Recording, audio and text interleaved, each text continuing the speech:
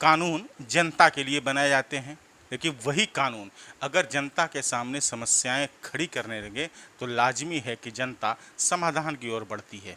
तो समाधान के लिए कहीं ना कहीं फिर सांगठनिक तैयारियां शुरू होती है। ऐसे में एक संगठन का नाम सामने उभर कर आया है, अखिल भारतवर्षीय चंद्रवंशी क्षत्रिय महासभा, जिसके प्रदेश उपाध्यक्ष कोमल कुमार अंकु, जिसे भाजपा नेता एक युवा चेहरा के रूप में पलामू में सक्रिय भूमिका में आप हमेशा देखते हैं, आज हमारे साथ मुखातिब हैं और हम उनसे समझने की कोशिश करते हैं कि आखिरकार चंद्रवंशी समाज को सीएनटी एक्ट से बाहर करने समेत कई जो मांगे हैं, उन मांगों की वजह क्या है और ज़रूरत क्या है।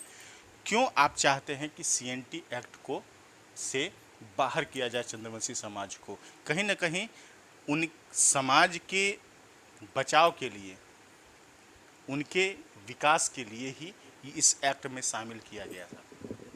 समाज के विकास के लिए तो एक्ट में शामिल किया गया था, लेकिन सबसे पहले हमें ये समझने की आवश्यकता है कि सीएनटी एक्ट है क्या। इस एक्ट की शुरुआत फादर हॉफमैन के द्वारा 1903 में तैयार किया गया था। इसको 1908 में लागू किया गया था। उस वक्त मूलतः इसे आदिवासियों के लिए और जो पिछड़े वर्ग के लोग थे उनकी सहूलियत के लिए किया गया था, क्योंकि जब हमारे झारखंड में भी आंदोलन की शुरुआत हुई थी, जो 1781-82 से शुरू हुई, अपने पलामू में भी हुआ था और कोरवा आंदोलन के तौर पे, और बाद में जो अंत हुआ हमारे भगवान बिरसा मुंडा के आंदोलन 1896 से 1900 के आसपास में, उस वक्त तक लगातार आंदोलन जारी थे। तब फादर हॉफमैन जो अंग्रेजी मिशनरी के को बढ़ावा देने के लिए यहाँ भारत आए हुए थे, उन्हें समझ में आया कि भारत में और मूलतः आदिवासी लोग वह तब नहीं हमला करते या हथियार उठाते जब उन पे कोई क्षति होती है या उनसे टैक्स वसूला जाता है।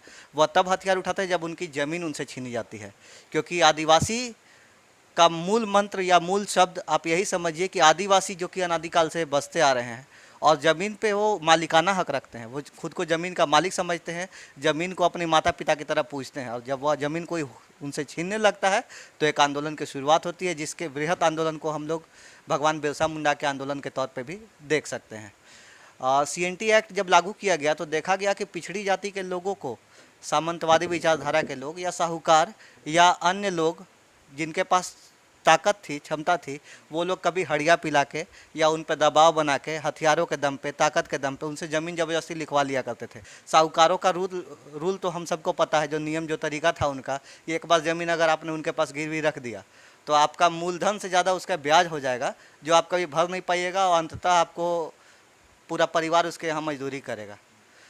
यही परेशानी शुरू हुई थी और इसी के लिए सीएनटी एक्ट लागू किया गया कि ज़मीन का मालिक वही रहे और किसी और के नाम पे उसको तबादला न किया जा सके। अगर कोई चाहे भी तो दबाव बना के उसकी रक्षा के लिए ये चीज़ किया गया था।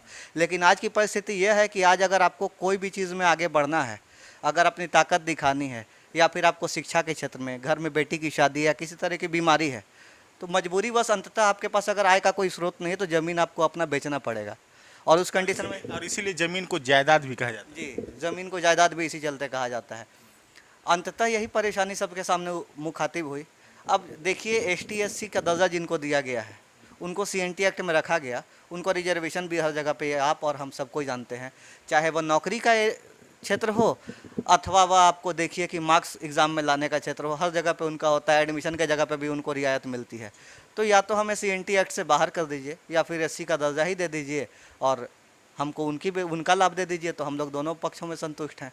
दूसरी बात यह है कि अगर हमारे घर में किसी को परेशानी होती है, अगर मुझे नौकरी समझ में नहीं आ रहा है, एंटरप्रेन्योर बनना चाहता हूँ, कोई नई नौकरी या नया काम शुरू करना चाहता हूँ, 10 लोगों को रोजगार देना चाहता हूँ, अगर मेरे पास पूंजी की कमी है, उस कंडीशन में अगर मेरे पास पैसे नहीं है तो मैं बेचना चाहूँगा। अगर मैं समझदार हूँ तो ज़मीन को बेचने के अलावा उसे बैंक मॉर्गेज रखना चाहूँगा।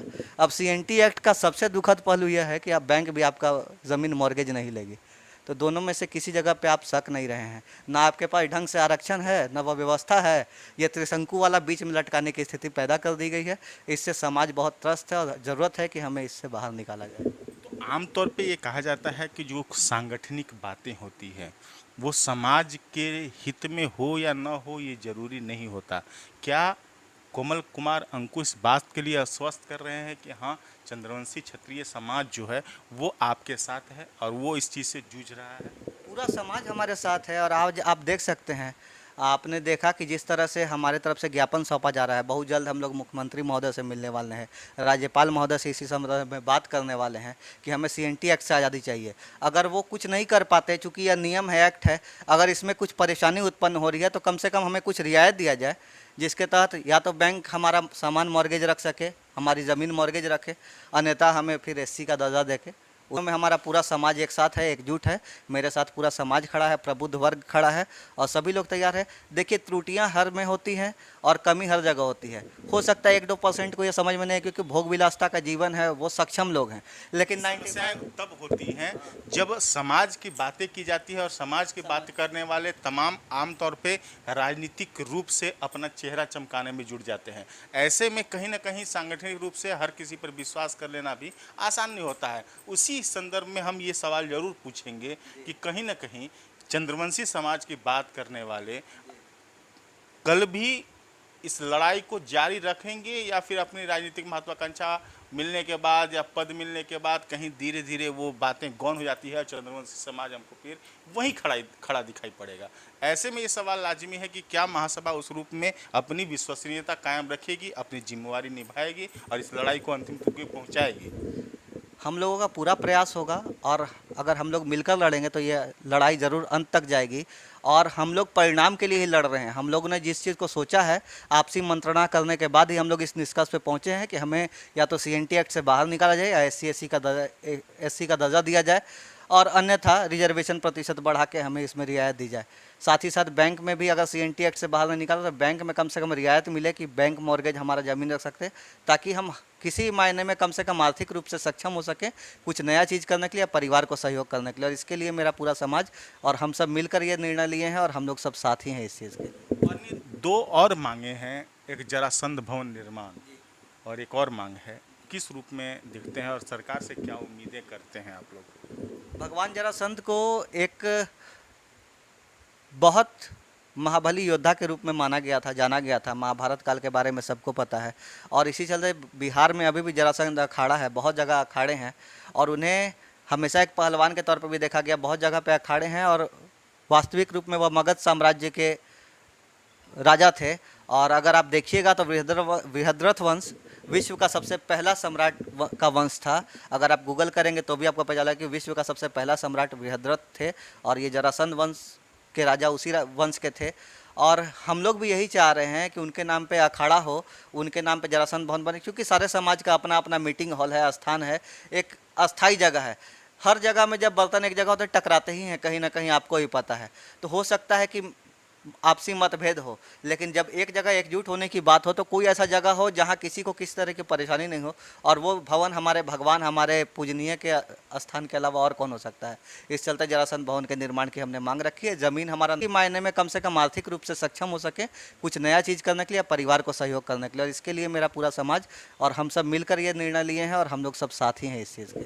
अन्य दो और मांगे हैं, एक जरासंध भवन निर्माण और एक और मांग है, किस रूप में दिखते हैं और सरकार से क्या उम्मीदें करते हैं आप लोग? भगवान जरासंध को एक बहुत महाबली योद्धा के रूप में माना गया था, जाना गया था। महाभारत काल के बारे में सबको पता है और इसी चलते बिहार में अभी भी जरासंध अखाड़ा है, बहुत जगह अखाड़े हैं और उन्हें हमेशा एक पहलवान के तौर पर भी देखा गया। बहुत जगह पे अखाड़े हैं और वास्तविक रूप में वह मगध साम्राज्य के राजा थे। और अगर आप देखिएगा तो बृहद्रथ वंश विश्व का सबसे पहला सम्राट का वंश था। अगर आप गूगल करेंगे तो भी आपको पता चला कि विश्व का सबसे पहला सम्राट बृहद्रथ थे और ये जरासंध वंश के राजा उसी वंश के थे। और हम लोग भी यही चाह रहे हैं कि उनके नाम पे अखाड़ा हो, उनके नाम पे जरासंध भवन बने, क्योंकि सारे समाज का अपना अपना मीटिंग हॉल है, स्थान है, एक अस्थाई जगह है। हर जगह में जब बर्तन एक जगह होते टकराते ही हैं, कहीं ना कहीं आपको ही पता है। तो हो सकता है कि आपसी मतभेद हो, लेकिन जब एक जगह एकजुट होने की बात हो तो कोई ऐसा जगह हो जहां किसी को किस तरह की परेशानी नहीं हो। और वो भवन हमारे भगवान, हमारे पूजनीय के स्थान के अलावा और कौन हो सकता है। इस चलते जरासंध भवन के निर्माण की हमने मांग रखी है। ज़मीन हमारा नदी किनारे मिला हुआ है और पूर्व सांसद महोदय ने भी कुछ सहयोग किया हुआ था, कामेश्वर बैठा जी ने। और बाद में हम लोग चाह रहे हैं कि इस बात को और आगे बढ़ाया जाए और आगे जरासंध भवन का निर्माण कार्य पूरा किया जाए। आपकी बातें सुनकर के कोमल जी, एक बातें मन में आ गई, जो आप लोग जिस बात को कहते भी हैं कि लकी के मन में सवाल बहुत सारे होते हैं। अखिल भारतवर्षीय चंद्रवंशी क्षत्रिय महासभा के उपाध्यक्ष कोमल कुमार अंकु से हम जब बातें कर रहे हैं तो इस बात का एहसास है हमें कि चंद्रवंशी क्षत्रिय जो समाज है वो सुन रहा होगा। ऐसे में आपने कहा कि जरासंध जी की अगर बातें करें तो महाबली थे, उनके नाम आज भी अखाड़ा है।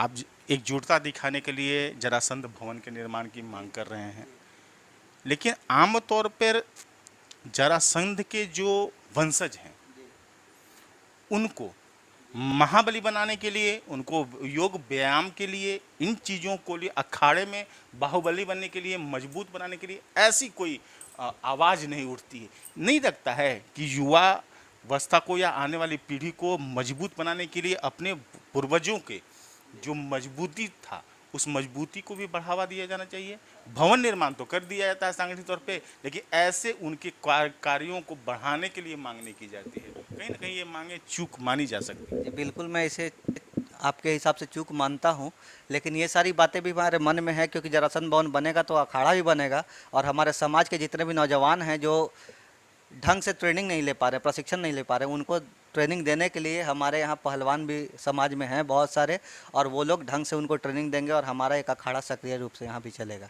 और इसे क्या जरासंध अखाड़ा के नाम से ही जाना जाएगा। अखाड़ा के नाम से जाना जाएगा, लेकिन इसे कहीं ना कहीं चंद्रवंशी क्षत्रिय समाज से निकाल करके हर समाज के लिए इसे सुलभ। बिल्कुल ये सर्वधर्म का होगा, ये केवल नाम होगा कि जरासंध अखाड़ा है, लेकिन कोई भी चीज़ अगर शुरू की जाती है जब उसका फ़ायदा सबको ना पहुंच पाए तो क्या फ़ायदा फिर उसका। तो जाहिर सी बात है कि अगर कुछ भी चीज़ खोला जा रहा है, कि जैसे चंद्रशेखर आज़ाद चौक हमारे रमा चौक को रखा गया, चंद्रशेखर आज़ाद जी सबके थे, उनको केवल ब्राह्मण कह देना न्यायोचित कहीं से नहीं होगा। उसी तरह जरासंध भी सबके लिए थे, अगर वह महाबली थे, अगर वो सबसे पहले सम्राट थे विश्व के, तो पूरे भारत देश के लिए थे और हम सबके गौरव थे। तो इसी चलते हम लोग चाहेंगे कि उनके छत्र छाया में या उनके नाम के तले कोई भी चीज़ बने तो उससे सबको फायदा पहुँचे, और यही क्षत्रिय धर्म का नियम भी होता है शायद। बिल्कुल, और हमने अपनी पत्रकारिता धर्म को निभाने के लिए ही ऐसे बातें किए कहते हैं, क्योंकि हम बार बार कहते हैं कि पत्रकारिता है नकारात्मक, लेकिन सवाल है सलाह। मानो तो ठीक है, ना बुरा मान लीजिए, हम क्या करें।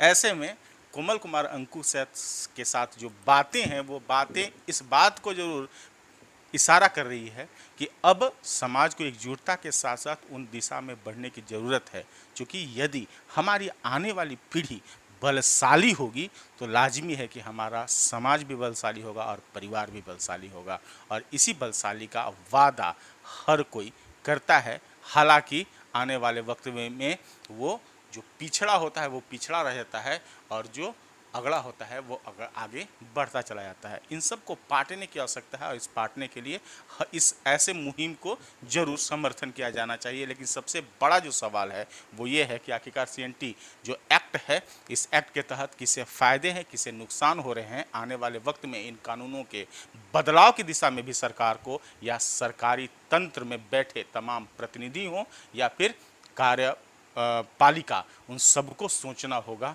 कि कहीं इसका नुकसान तो नहीं हो रहा है। ऐसे में हर क्षेत्र के विकास के लिए ये जरूरी है। सहयोगी राजू सोनी के साथ AP लकी, कैपिटल न्यूज, मेदिनी नगर।